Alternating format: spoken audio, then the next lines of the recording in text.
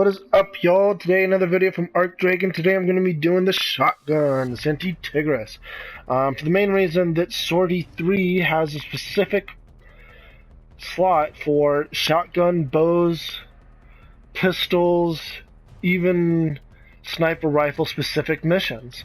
The big thing with the Sancti Tigris is if you ever use the carrier and the carrier prime and the sweeper prime, since the sweeper prime is shotgun, they're always going to clash. So as the moment you try and leave, it's going to give you this message.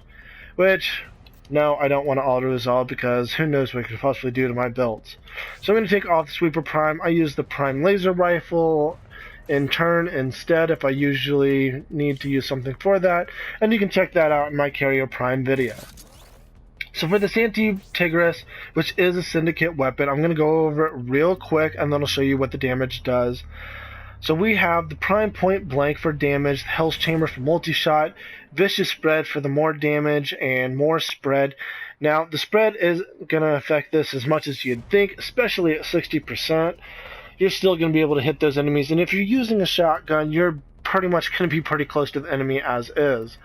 I do like to use the sweeping serration for that extra 120% slash damage, which is boosting me up to about 15,800 slash damage, which is truly amazing. One of the highest slash damage weapons in the entire game. I'm also going to go ahead and throw down tactical pump. Let's go ahead and take this out, and I'll jump back into the build in just a second. I'm just going to shoot it up at the sky, and let's watch this reload speed. Now that's a fairly quick reload speed considering you only have 2 in the magazine. I tap up once, that second bullet's going to come out automatically, so you're going to be reloading right off the bat. So let's go ahead and take out that tactical pump just so you can see what the difference is. Do the exact same thing. That's an extremely long reload speed. If you're stuck in a pinch and you need your Sancti Tigris to shoot multiple enemies, this is just way too slow a speed to be shooting this weapon. So I do take a hit on extra elemental damage or anything else that you could possibly fit in there for a tactical pump. I do like to throw in 2 specific different elemental mods, which, yeah, I know you can throw in something else like Incendiary Coat with an additional 90% as opposed to taking a hit on a negative 30% on any type of elemental when you're at 60% elemental, but you have a 60% status chance. Now this is actually a higher status chance level weapon, and you can obviously swap out Chilling Grasp for, let's say, Frigid Blast with even more status chance, pretty much boosting yourself up to quite a bit of status chance damage, but you're taking a reduction in elemental damage. So you can pretty much go either way, it's kind of up to you. But if you do go ahead and form out the D polarity, which it does come with, I would highly suggest doing it over the D polarity. So instead of adding another V polarity slot, I would just change the D polarity slot to specifically a V slot instead of adding one. I would just be replacing the D slot, if that makes sense. Now what I do have on here is a Cleanse Grenier. Now this does an additional 30% damage to Grenier specifically. Now when you think about it, you're just like, well, why don't you just add on something else that has a little bit more damage? Because I'm looking at one right here at Blaze, which does an additional 60% damage and additional heat damage. This is not going to be better than a 30% damage on specifically Grenier, because this is an overall damage as opposed to a general damage. And I'll show you guys the difference here in a second. So what I want to do is I want to go ahead and just pull out an enemy, and I'm bringing my Loki just so I can go invisible. What I'm going to do is I'm going to toss out this level enemy, and I'll show you just a little bit of the damage that it does. So I'm going to go ahead and spawn the character. I'm going to go invisible so I'm not getting berated, but he's going to go ahead and run all the way up to the front because he's looking for me. So I'm going to go ahead and shoot closer to the head. But let's go ahead and take a look at this elemental damage. As you can see, I'm taking very little, only because magnetic is not really meant for heavy gunner. But it's still going to do quite a bit. So I got 2, 3, Well, the last one missed, but that was pretty much 3. Now, if I brought in something like a blaze, for instance, which I'll do here in a second, and swap out that cleanse Grineer, let me go ahead and spawn it again.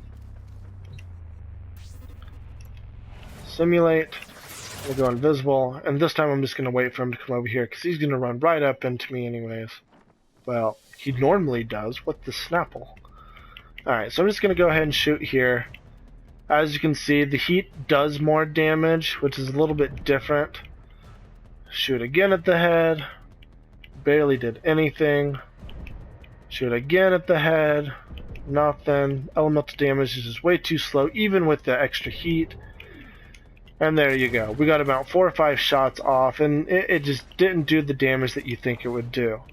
Now, let's say we did something along the lines of... Let's take this off, for instance, and let's throw in Corpus.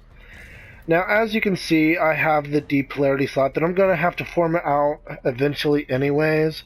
But since the Corpus does take a hit on magnetic damage anyways, I will show you the major difference that it's going to go ahead and add with magnetic and Corpus. So let's go ahead and jump out. Let's go ahead to a specifically Corpus enemy. Let's find something decently strong. Let's see if we can find something. Yeah, I don't have very many, but it is what it is. So let's go all the way back to an elite crewman. Let's just do one of these guys so I can show you guys. And then let's go ahead and simulate. Now I'm at 100 leveled, Corpus. I have a specific mod for Corpus alone, and I have that magnetic elemental damage on there. So this is specifically for Corpus. Now once you get, radiation or something better for Grineer, it's going to do a lot more damage, so that's why I want to show you Corpus instead. That's a one-shot hit.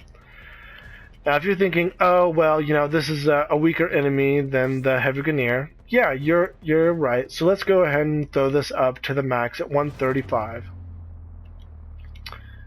Well, let's do that again, because it didn't go through. And I did the buttons wrong. Okay, so I'll do 135, and that should be a little bit stronger than the Grineer. So let's go ahead and simulate this. I'm going to go back to invisible.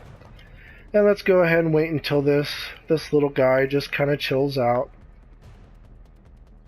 And that's why I brought my low key, and I took off my sweeper. Sweeper, you're not going to be able to have that when you have a shotgun on anyways, and low key are already invisible, so you can just worry about shooting the enemy instead of them flailing around trying to get at you. One shot kill.